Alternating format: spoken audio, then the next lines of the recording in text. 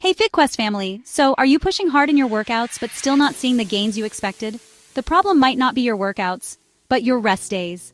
Today, we're diving into the science of muscle recovery and how to optimize your rest days for faster results, fewer injuries, and better performance.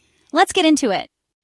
Most people think progress happens in the gym, but guess what? Muscles grow during rest, not during workouts. When you lift weights or do intense training, you're actually creating small tears in your muscle fibers. Rest days give your body time to repair those fibers, making them stronger and bigger. Here's what's happening inside your body.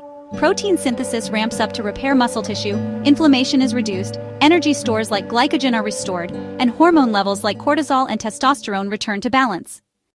Now let's talk strategy. There are two types of rest days: passive recovery, total rest, like relaxing or sleeping, and active recovery, light movement like walking, yoga, or gentle cycling. Both are important. If you're sore, stressed, or sleep deprived, passive rest may be best. But if you're just a bit tired, active recovery boosts circulation and helps you bounce back faster. Want to supercharge your rest days? Well, follow these science-backed tips. First, prioritize sleep. Aim for 7 to 9 hours, since that's really when muscle repair peaks. Next, hydrate, because water supports nutrient transport and helps flush out toxins. Make sure to eat protein, including high-quality sources like eggs, chicken, tofu, or lentils. Also, don't forget to stretch or use a foam roller, as this eases soreness and improves mobility. And finally, listen to your body. If you're constantly fatigued, chances are you're under-recovered. Okay, so here are the biggest mistakes people make on rest days. First, skipping rest entirely. Yeah, that's a big one. Next, overeating junk food, which honestly is super tempting but not great for recovery. Then, not moving at all. Just lying around all day isn't the answer either.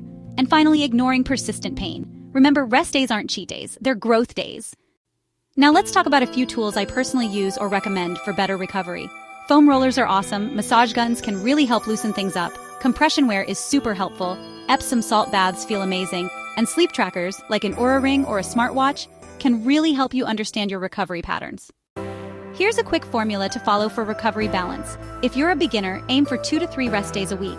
If you're more intermediate, take 1 to 2 days. And for advanced folks, go for 1 day plus some active recovery. Your rest days should totally match your training intensity. So after a heavy leg day, plan an easy walk or maybe a yoga session for tomorrow. Want to recover smarter and get stronger? Then don't skip your rest days. If this helped you, smash that like button, subscribe to FitQuest, and comment below with your favorite recovery tip. I reply to every comment. And hey, if you're ready for more science-backed fitness tips, check out this playlist right here.